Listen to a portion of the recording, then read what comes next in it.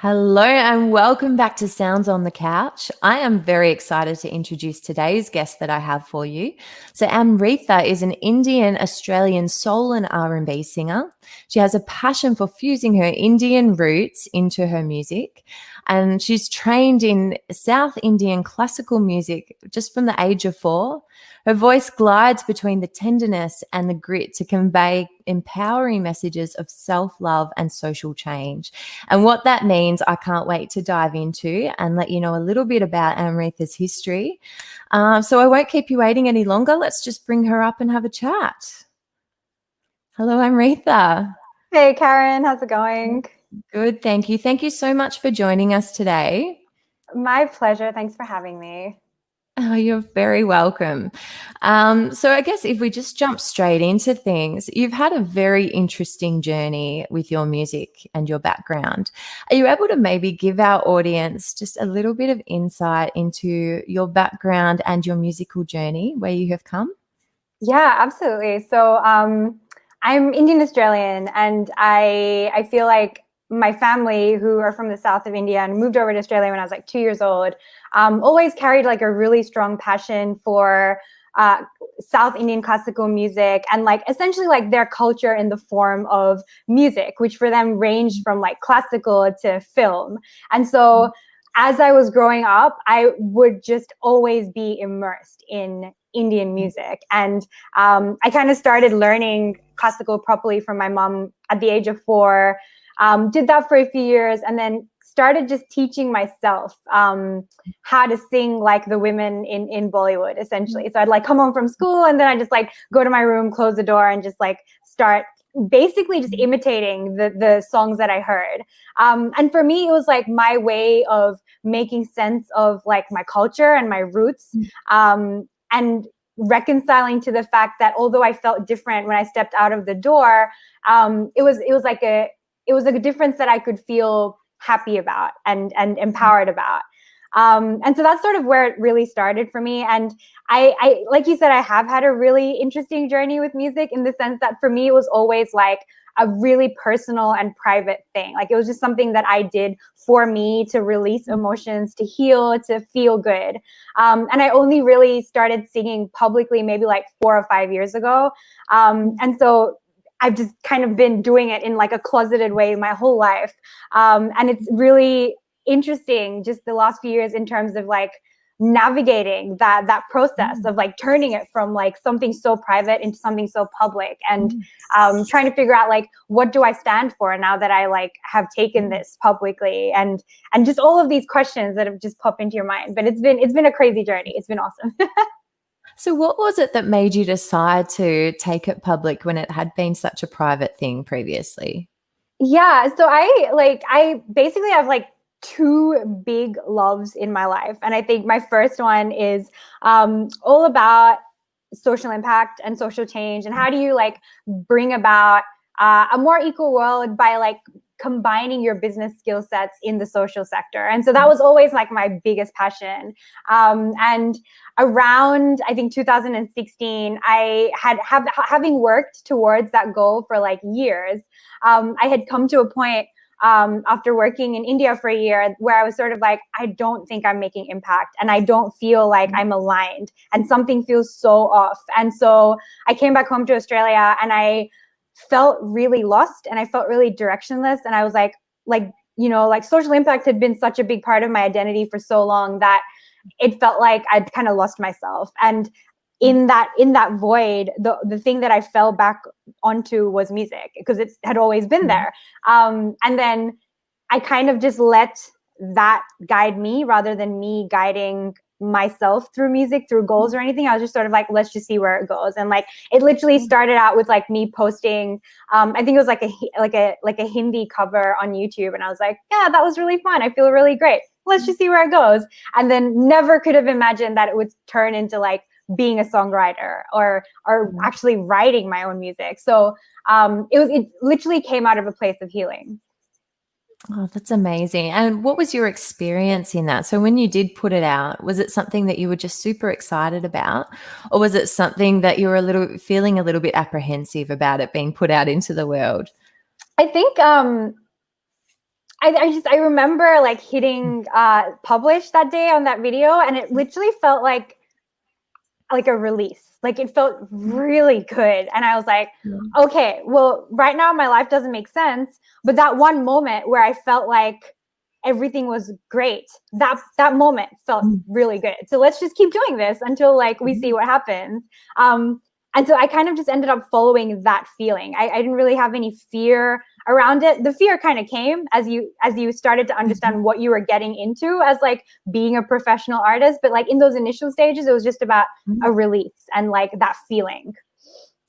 That's amazing. And sort of with that fear, how have you managed that when it's come through?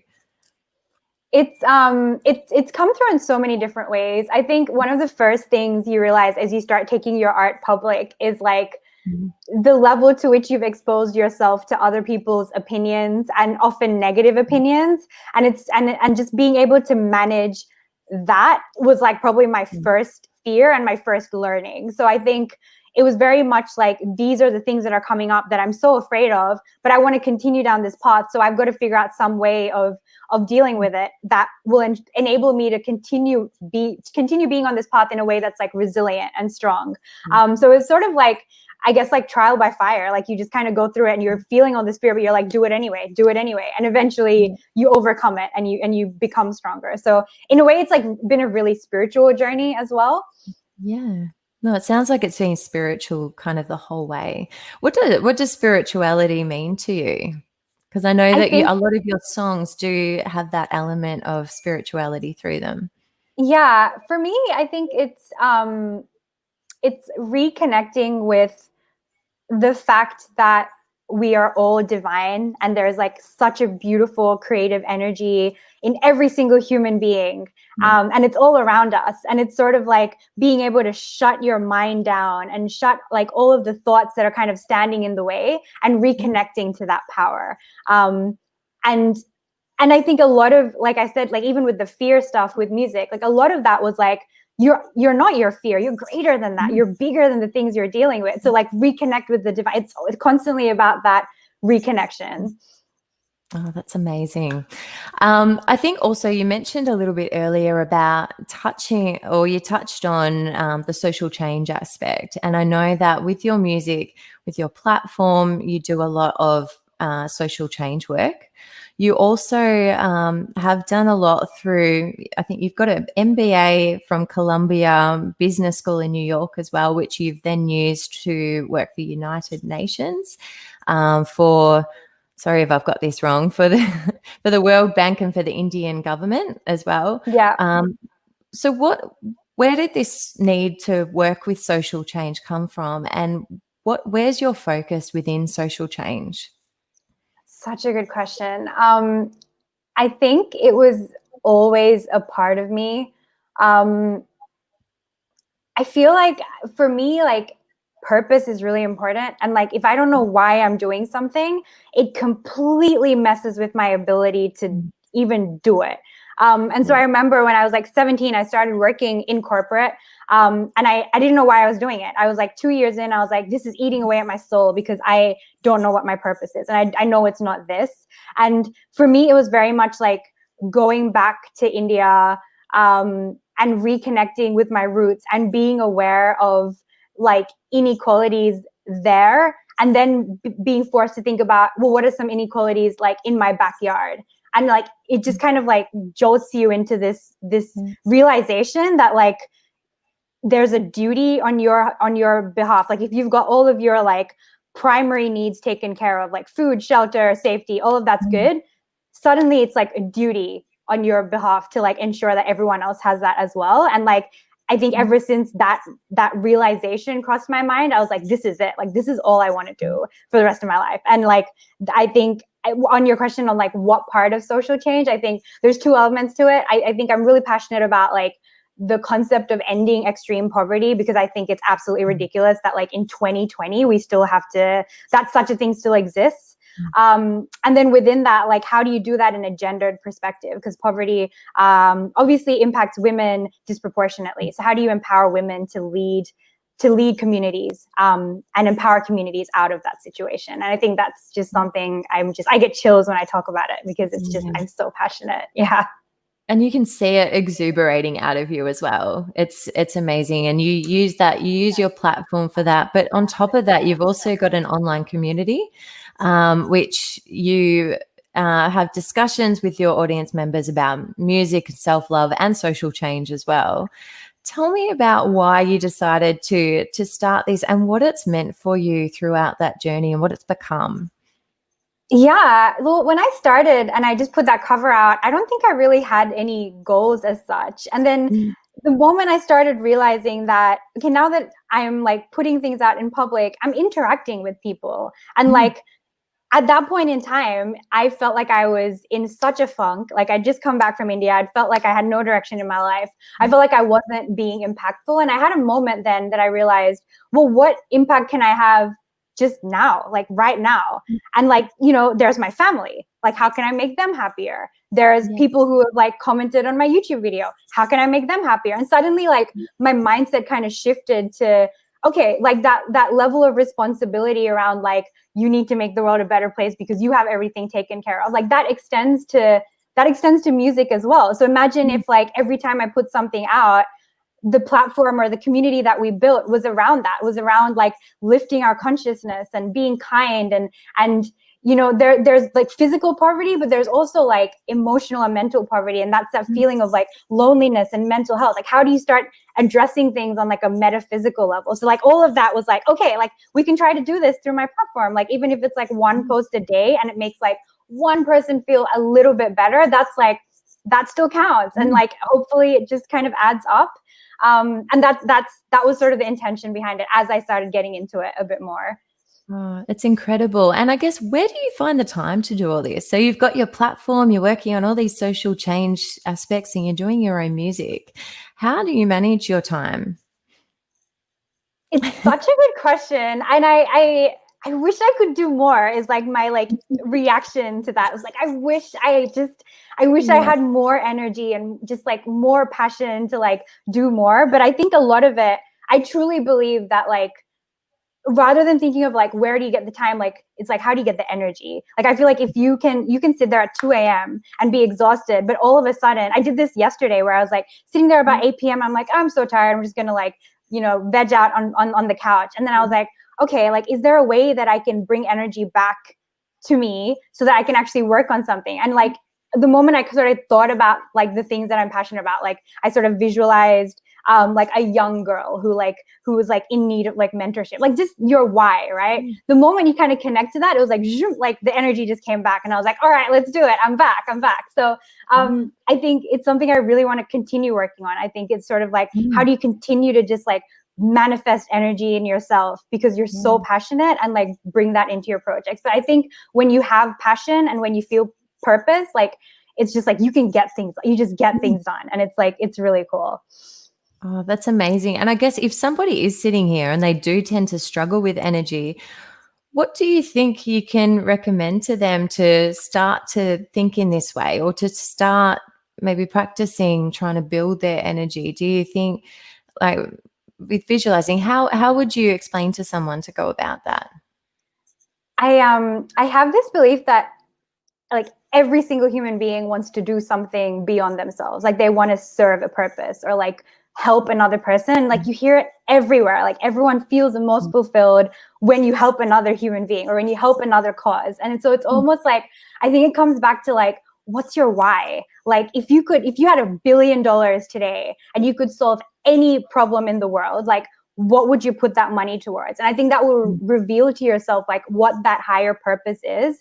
And then when you think about that higher purpose on a daily basis, wake up in the morning, maybe like meditate, like kind of like get your mood in the right space, and then kind of like visualize that higher purpose and like your role in that, like that energy comes because I think that's what drives us fundamentally. Like we're all in so wanting to help each other and so wanting to connect. And it's just like, find that in you. Yeah. And I guess it's this sign that, energy isn't just this like finite kind of thing that just runs out, is it? It's something that you can continually generate, which is very fascinating. Absolutely. You're so Yeah. right. It's like in abundance. Yeah. So I guess before we jump into the music that you've been creating, how can people find your community if they'd like to join up? So I feel like I'm very active on Instagram at the moment. And so I'm at amritha.shakti. And then I'm also kind of trying to be a bit more regular with my like email newsletters, but those newsletters are kind of cool because I think it's like me writing essays about like my experience with like working through depression, working through certain things, and like coming to a point of like self-love and spirituality. So I think those are the two key places. Yeah, no, that's beautiful. So recently you've released your single and your music video for Take Me Home. Would you like to let us know a little bit about what inspired this song and what it means to you? Yeah, for sure. It was actually the first song I've ever written. And so I Oh, didn't, wow. yeah, I didn't know what songwriting was. Like I said, it was never Mm, part of the plan. And I think it kind of like the melody somewhat came to me when I was meditating, and I was like, mm, okay, well, this is cool. And I kind of just wanted it to be about all of the stuff we've been talking about today, where it's sort of like connecting to your higher self. And so that home is actually in reference to that. Like everyone's true home is like that divinity in themselves, and like come like take me back there, take me back there. And I think the intention of the song was to essentially do that. It's just a reminder to everyone that that's where we all come from. yeah. And how did you go about? I mean, if it was your first song that you'd ever written, like how did you go about that? Were you able to seek some help in terms of putting it together, or what was your process like? Absolutely. Like I feel like the Mm, entire EP wouldn't exist. So Take Me Home is like the last song in my debut EP. That mhm, entire EP would not exist if it weren't for a group of incredible jazz musicians back in mhm, Sydney, who like I would sort of go to them with this like, this is my intention, here's the melody, and here's like roughly the vibe, but I don't know what to do next. And like magicians, they would just be like, what do you think of this chord? What do you think of this arrangement? And then I'd be like, oh, well, why don't we bring a sitar into it and a tabla and make it more Indian? And like, it's just without them, like, I guess I can like shout them out, like Sam Nang and Nick, especially from mhm. Sydney, like both incredible in terms of being able to guide the arrangement side of it. No, that's amazing. And then in terms of putting it out, what was your process like? Like, what did it look like?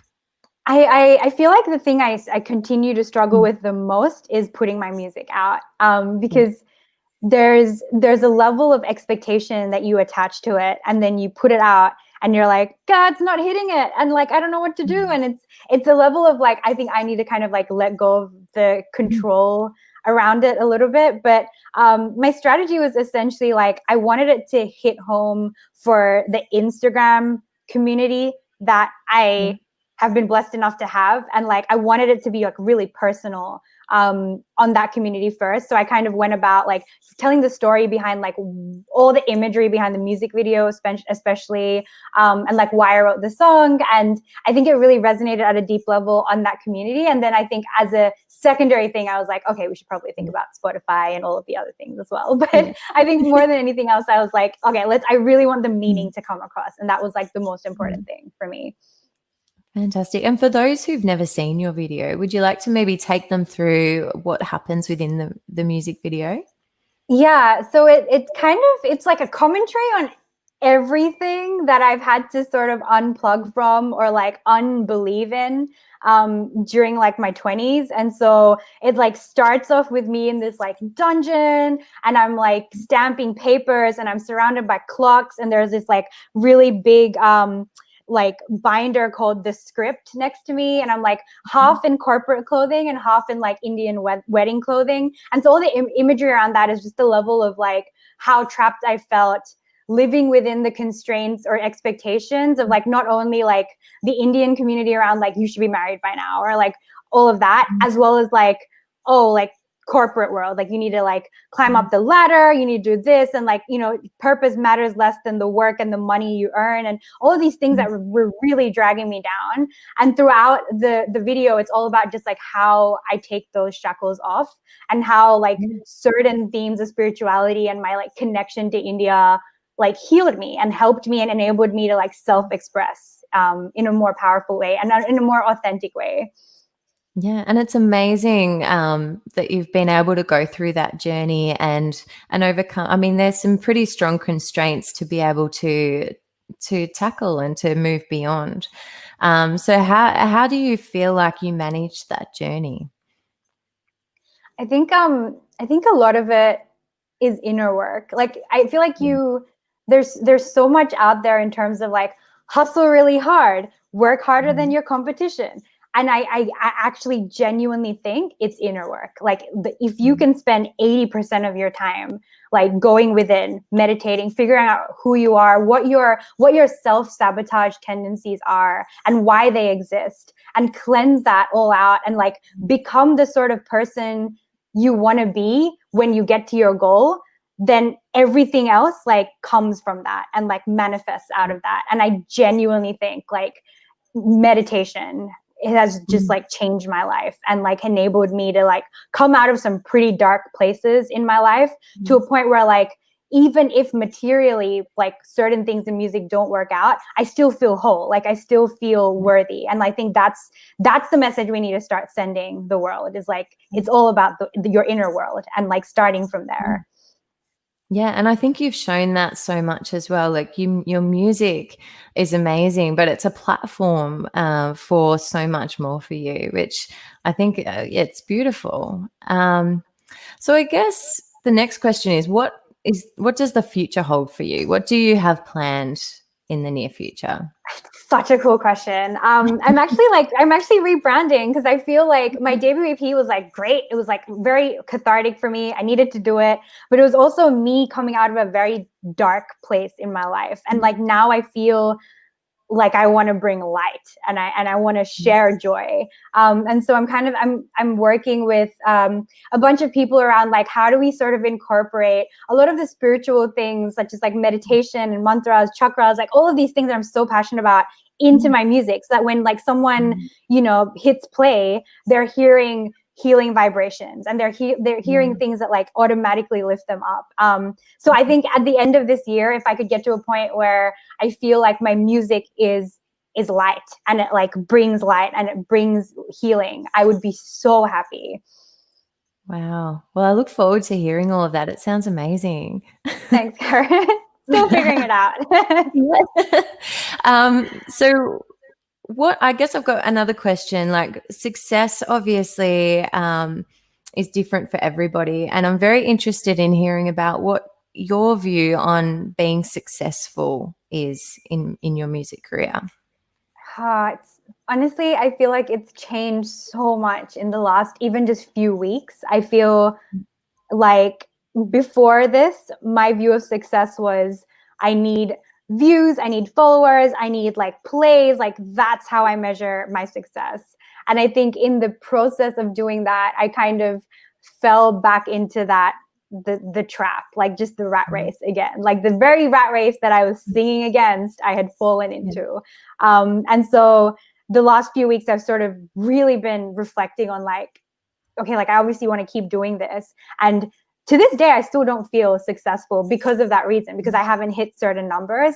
But within myself, I'm starting to feel more successful because I've kept genuine, I've stayed genuine, and I'm like determined that my intention behind the music should be like, it should be a good intention. It should be an intention that intends to lift vibrations and lift consciousness. And as long as I stick to that, even if it resonates with one person deeply, like I need to start counting that as a success. And that is going to look so different to what you see when you go on Instagram, where it's all about like the numbers. But I think I just need to train myself to think about it differently. Yeah, absolutely. And do you think that, I mean, you've shared so many amazing tidbits for people to take on already, but from your experience, what kind of advice do you think you might give any artists or aspiring artists that might be watching this and be inspired by what you've done? Oh my gosh. I feel like I felt so much resistance in me when you said that, because I was like, I feel like Yeah. I'm not in a position to give advice. But I think the only thing I'd say is like, if you can write down why you started, and again, if that why is beyond you, then like even in the toughest days, like I have considered quitting at least 50 times in the last year, like absolutely no exaggeration. But it always came back to the why. It's like, well, if I don't talk about this stuff, I'm not seeing it being talked about anywhere else. So until I know that this message is being conveyed by someone else in a volume and in a way that is going to essentially change the world, like I'm still going to keep doing this and like chipping away at it in whatever small way I can. So I think, again, it just comes back to like, why are you doing this? And the second thing to that is like, comparison is the worst. So like, get onto social media, get your message out there, keep your vibe high, and then get off. Because I think the longer you're there, the more you're going to the more you're going to feel like you need to compare on the basis of numbers, and like, just don't fall into that trap, because you deserve better than that. Like everyone deserves better than being measured on the basis of numbers. Yeah. Oh, this has been so amazing. Is there anything else that you might like to share with our audience before we finish up? I feel like I just want to share that like it's possible for you. Like I feel like when there's been so many moments in the last decade where I was like at my lowest, and like I just couldn't see a way out.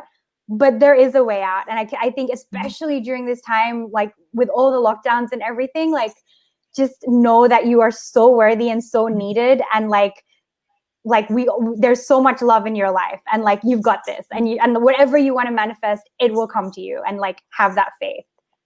Oh, thank you so much. That's such a good way to finish up. If people are looking to find you, again, it's your Instagram account. You can sign up to her newsletter, check out her website as well. I'll put all the links into the video. But thank you so much for joining us today, Amritha. Thank you, Karen. You're amazing to speak to.